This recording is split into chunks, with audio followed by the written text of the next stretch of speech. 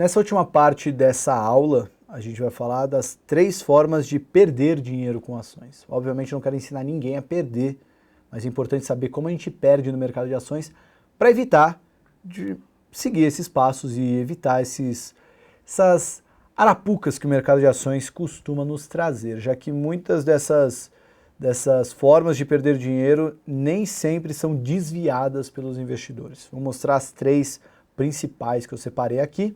A primeira é a concentração de investimentos, a segunda é o grupamento de ações, que é o contrário do desdobramento, a gente vai explicar direitinho por que é ruim, e a terceira é uma oferta de ações. Bom, a primeira não precisa ser um grande gênio para entender o risco ou melhor, para entender o que é concentração de investimento, mas de fato tem muita gente que não percebe o risco que tem em concentrar os seus investimentos. Se você coloca 100% do seu patrimônio em uma única ação, essa ação pode subir 10, 20, 30% e você tem um ótimo resultado, mas aí cai naquela cilada do papel cair muito e destruir completamente o seu patrimônio e fica muito difícil de você recuperar esse dinheiro. Vamos lembrar uma regrinha bem simples, gente. Se você tem uma participação de 100 mil reais numa ação e essa ação cai 50%, vai para 50 mil reais. Para você voltar para os 100 mil reais, essa ação não tem que subir 50%, tem que subir 100%. Então é o dobro do caminho para você recuperar esse dinheiro. E a concentração de investimentos é um grande problema. Até coloquei aqui uma frase, mas eu tenho uma carteira diversificada. Eu tenho 6 ações, eu tenho Cyrela, Gafisa, Rossi, PDG, MRV e EZTEC. Errado. Na verdade você tem 6 ações, mas todas do mesmo setor. Então não adianta você comprar várias ações e achar que está diversificando, quando na verdade você está aplicando em várias ações do mesmo setor. Thiago, mas é muito simples saber que Gafisa e Cyrela são do mesmo setor. Mas tem muitos setores que, embora sejam de classes diferentes, eles possuem as mesmas variáveis impactando. E por isso que a gente vai falar muito disso no módulo Analisar. Eu tenho uma aula só de separação de setores, que eu acho uma das aulas mais importantes. Inclusive, eu montei esse curso baseado não só na minha experiência, como também em muitos materiais que eu estudei ao longo desses 7 anos de mercado. E essa é uma aula que eu nunca vi em nenhum curso e é extremamente importante porque ela é muito prática. Talvez não apareça em curso porque ela tende a se transformar com o passar dos anos, um setor muda de um ano para outro, mas é muito importante saber como funciona cada setor da bolsa para que fique mais claro o conceito de diversificação e como diversificar a sua carteira. Bom, a segunda forma de perder dinheiro eu chamo de grupamento, que é o desdobramento ao contrário, né? O que é o grupamento? Até o nome em inglês, quando uma empresa faz um desdobramento, chama de split. E o grupamento em inglês é split reverse, ou reverse split, que é o desdobramento ao contrário, ela aumenta o valor de face das ações, diminuindo proporcionalmente o número de ações negociadas. Ou seja, a gente viu lá naquele slide lá atrás, vou voltar ali só para mostrar para vocês, aqui esse slide deixa eu achar aqui, o da desdobramento, aqui. A gente viu que uma ação que faz um desdobramento de 1 para 4, você tinha 100 ações a R$20 cada, vai passar a ter 400 ações a R$5 cada. A lógica ao contrário é a mesma para o grupamento. Você tem uma ação que vai agrupar 10 ações em uma. Então se você tinha 1000 ações que valem R$1, agora você vai ter 100 ações que valem R$10. Qual é o problema do grupamento? O problema é que o grupamento muitas vezes serve para aumentar o tamanho do fundo dessa ação. Aumentar o tamanho do fundo, o que significa isso? Deixei um exemplo prático aqui para ficar mais fácil explicar. Se uma ação custa 5 centavos, fica muito difícil ela cair mais. Para ela cair tem que encontrar alguém que está disposto a vender ela a 4 centavos e alguém que está disposto a comprar a 4 centavos. A 4 centavos você pode encontrar alguém querendo comprar, mas dificilmente vender. Por quê? Porque ele vai vender 20% abaixo do que ela vale hoje.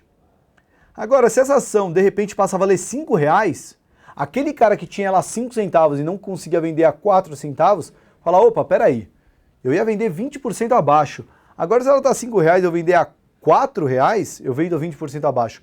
Mas a R$4,90 eu vendo bem menos que isso, então eu não vou perder tanto. Então vender a R$4,90, R$4,80, R$4,70, para mim eu já estou saindo no lucro, entre aspas, se ele fosse vender a 4 centavos. Então, se uma empresa faz um grupamento sem um grande motivo para mudar a perspectiva dela, muitas vezes ela só está aumentando o espaço para ela voltar a cair ainda mais. Por isso que a gente tem essa regrinha no mercado, um dito popular, não vou nem falar que é uma regra. Agrupou, vende, desdobrou, compra. Quando uma empresa está fazendo desdobramento, é porque o papel subiu muito e fica menos acessível para o investidor, pessoa física, né? Já que o papel imagina um papel que agora está valendo R$200. Você quer comprar um lote de 100, porque você já aprendeu aqui no curso que é melhor comparação de 100 em 100, você precisa de R$20 mil para comprar 100 ações dessa empresa. Poxa, se ela fizesse um desdobramento de 10 para 1, ou de 1 para 10, né, no caso, ela estaria valendo R$20, eu só ia precisar de R$2 mil, ia ficar muito mais fácil entrar nesse papel. Então o desdobramento acaba trazendo novos investidores para a ação. O grupamento, por sua vez, ele deixa o papel que estava numa situação muito desconfortável e deixa numa situação mais confortável. Então o cara que tinha ação e não queria vender tomando um prejuízo de 20%, ele acaba vendo uma vantagem em vender essa ação agora. Por isso que geralmente as ações caem forte depois de um grupamento. Por isso que eu falo, quando uma empresa está valendo muito pouco, é aquela coisa da penny stock que a gente falou. Muitas vezes tem motivo ela está valendo pouco. Talvez você não lembre, talvez você não estava no mercado quando ela caiu tudo isso, mas algum motivo tem. Então o grupamento acaba sendo uma falsa ilusão de que resolveu-se os problemas da empresa, ela não vale tão pouco.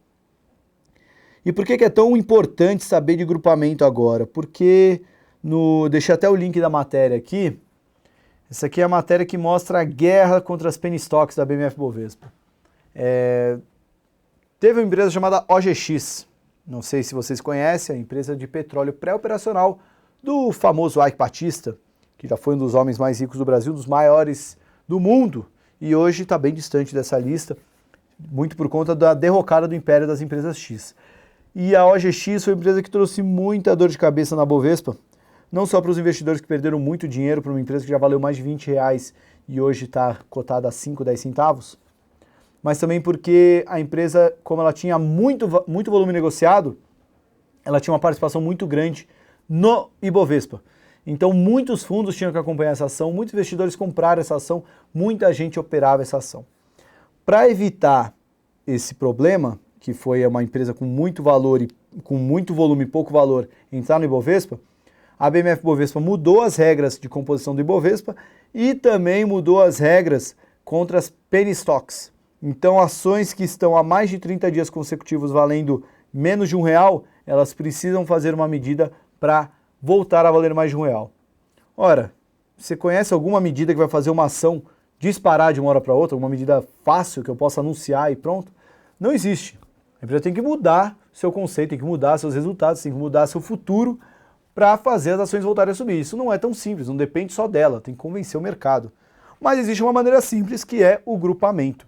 Então muitas empresas, por causa dessa guerra da BMF Bovespa contra as penny stocks, muitas empresas tiveram que realizar grupamentos. Inclusive nessa matéria tem uma série de empresas, mais de 20 empresas que estavam na lista das empresas-alvo do Ibovespa, da Bovespa, e elas teriam que fazer um grupamento para voltar a valer acima de R$1, mas como a gente está explicando aqui, um grupamento que não vem junto com melhoras operacionais ou financeiras, simplesmente abre espaço para a ação cair ainda mais. Por último, mas não menos importante, oferta de ações. Eu coloquei isso aqui porque a gente já fala dos riscos de uma oferta de ações e também já vai falar um pouquinho de IPO, follow-on, que são coisas que aparecem no mercado e sempre, hoje está mais parado o mercado, né?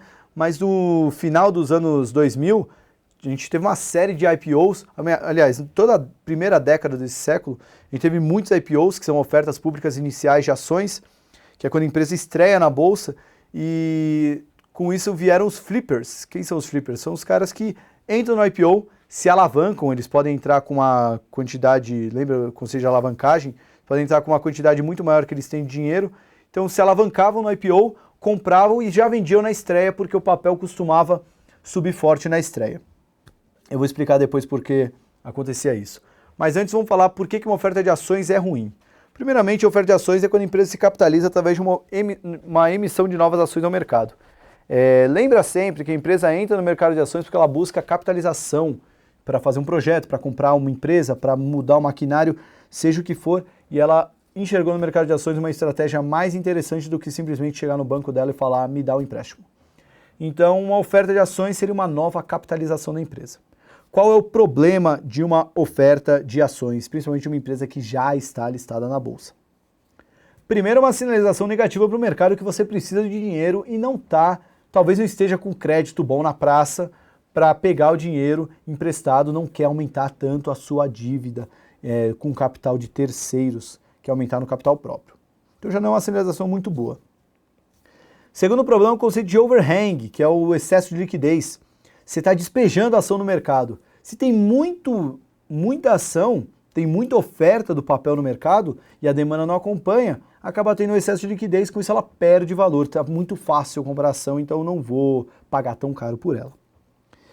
Terceiro problema, assim como a recompra aumenta o dividendo por ação, já que está diminuindo a quantidade de ações em circulação no mercado, a oferta de ações diminui o dividendo de ações, pois aumenta a quantidade de oferta de ações no mercado.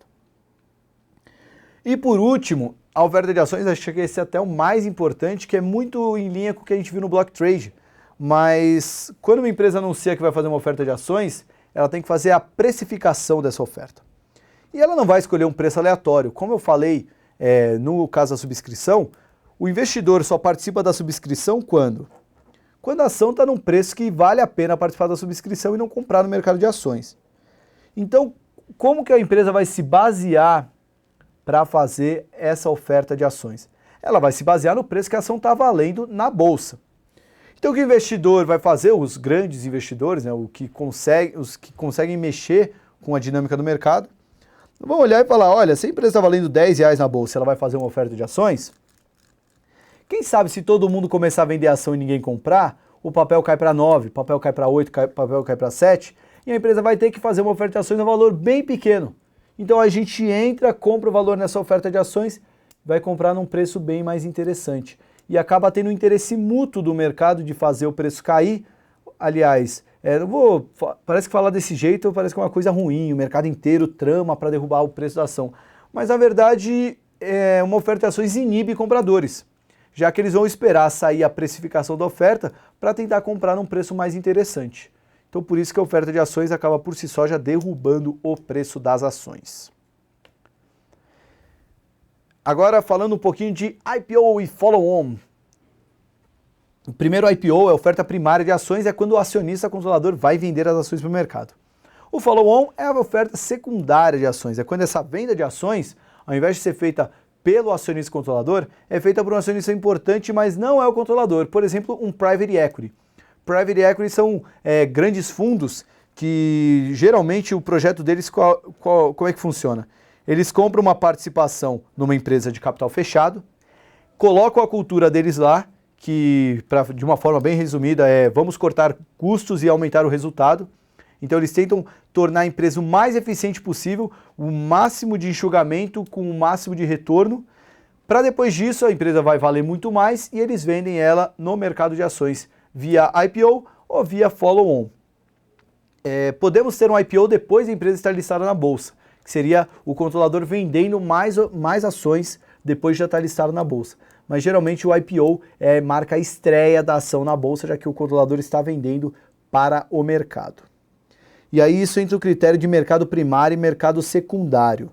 O primário é quando o controlador negocia diretamente com o mercado e o secundário é o que fornece a liquidez necessária para esses títulos do mercado primário. Se a gente tivesse apenas o mercado primário, o mercado só teria negócio quando o controlador quisesse vender as ações para os investidores secundários. Então o mercado secundário é que acaba promovendo essa liquidez, né? Já que dá tanto para um private equity vender sua participação, como até para o próprio mercado em si, o investidor A vender para o investidor B. Agora reflexões sobre o IPO e falar um pouquinho sobre tudo que envolve o IPO. No começo dos anos 2000 a gente viu uma série de IPOs surgindo porque a bolsa estava em franca expansão. E o que significa muitos IPOs, né? A IPO está diretamente ligado à euforia do mercado. Por quê?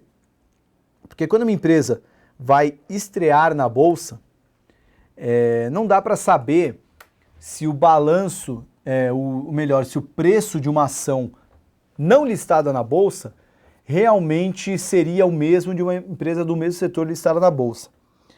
Então, eles utilizam como métrica para chegar no preço dessa ação que vai estrear na bolsa as empresas do mesmo setor que estão listadas no mercado.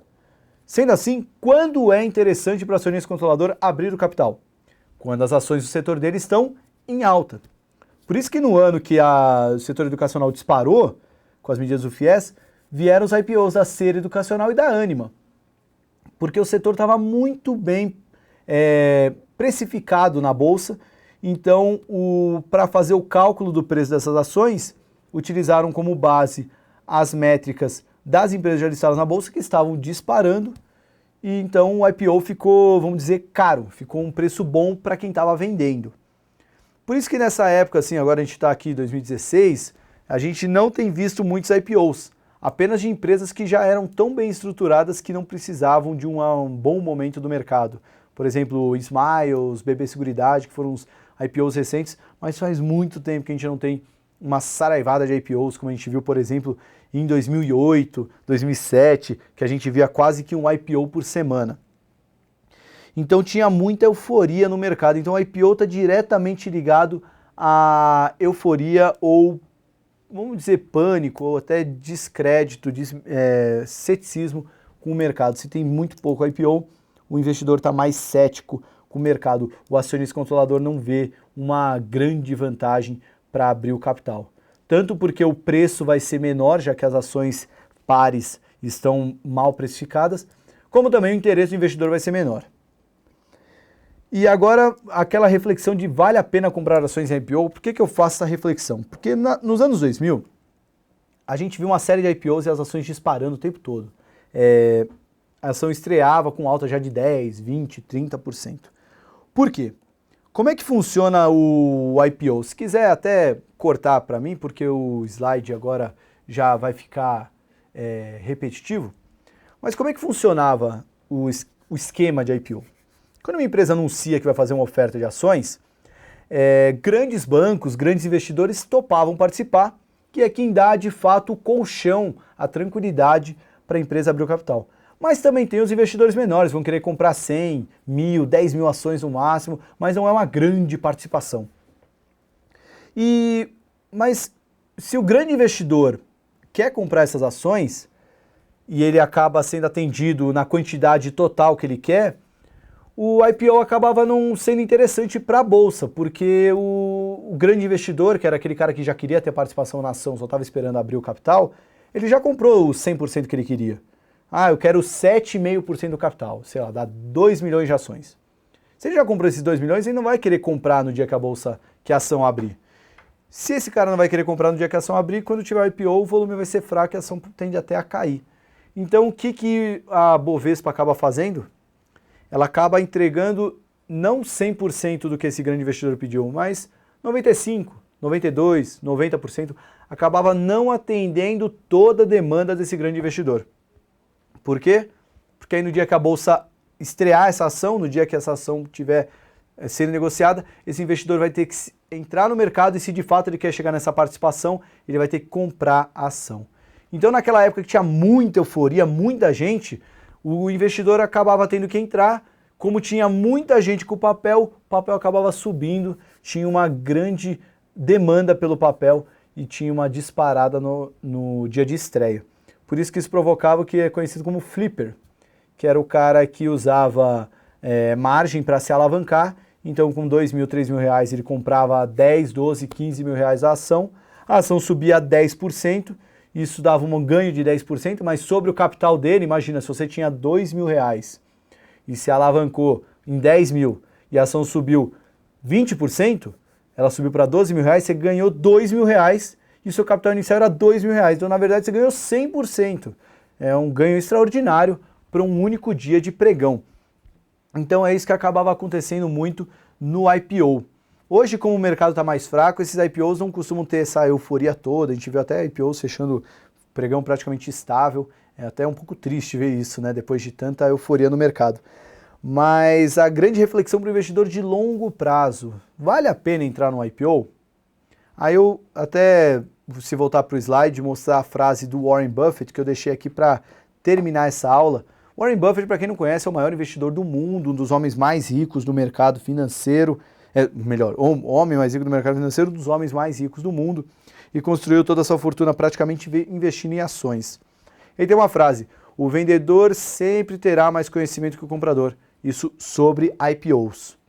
Então, quando você está comprando uma ação no IPO, lembre que essa ação estava na mão de um grande controlador ou de um private equity, e esse private equity trabalhou muito para deixar essa ação o mais enxuta possível, com o mínimo possível de custo e o máximo possível de resultado, para que ele pudesse vender o mais caro possível para o mercado. Então, quando você está comprando o IPO, não estou dizendo que a ação não vai subir depois disso, pode subir 100% depois de 12 meses, mas tenha em mente que você já está comprando uma ação que já foi extremamente trabalhada para ter um resultado muito bom. E para o investidor, no caso o controlador ou o fundo que está por trás, o private equity em questão, consiga vender muito mais caro do que pagou. Então essa é a reflexão que eu faço sobre a IPO. Como não tem o histórico no mercado, não dá para saber se o resultado dela vai ser bom ou não, não dá para saber como foram os últimos resultados, porque empresa que não tem ação listada na bolsa não precisa divulgar balanço de 3 em 3 meses, pode divulgar só uma vez por ano, não tem uma governança corporativa tão grande, então não é tão transparente. Por isso que minha recomendação seria, você quer especular com IPO, fica à vontade, existe muita gente que faz isso, não acho que é uma estratégia tão rentável. Agora, comprar para carregar, ou você conhece muito bem essa ação, como nos casos recentes de TBB Seguridade, que já era uma grande empresa, só não tinha capital aberto, o Smiles, que já estava no setor promissor, setor de programa de fidelidades, e já era uma grande empresa, já fazia isso para uma das maiores empresas de companhia aérea do Brasil, que é a Gol. A Smiles representa o programa de milhagens da Gol. Ou você é uma grande empresa que já traz um alicerce para o investidor conhecer, ou então fica um pouco arriscado, você pode estar comprando uma boa empresa, mas que já está muito bem precificada, então talvez não tenha um resultado tão bom na bolsa. Bom, dessa forma eu encerro o módulo light do curso, né? Podemos chamar assim essa parte de nivelamento. Essa segunda aula não tem muito nivelamento, né? Eu quis trazer muitos conceitos práticos do que eu entendo que é importante no mercado, e agora no módulo 2 vocês vão ver muita coisa importante, a gente vai entrar um pouco mais profundo. Então, para quem achou essa primeira parte light, pode se preparar que o módulo 2, o bicho vai pegar, vai ser muito bom. E eu estou bem ansioso para esperar vocês me trazerem novidades, trazerem dúvidas, que o módulo 2 vai valer muito a pena. Espero vocês lá, tenham bons estudos e até o módulo 2.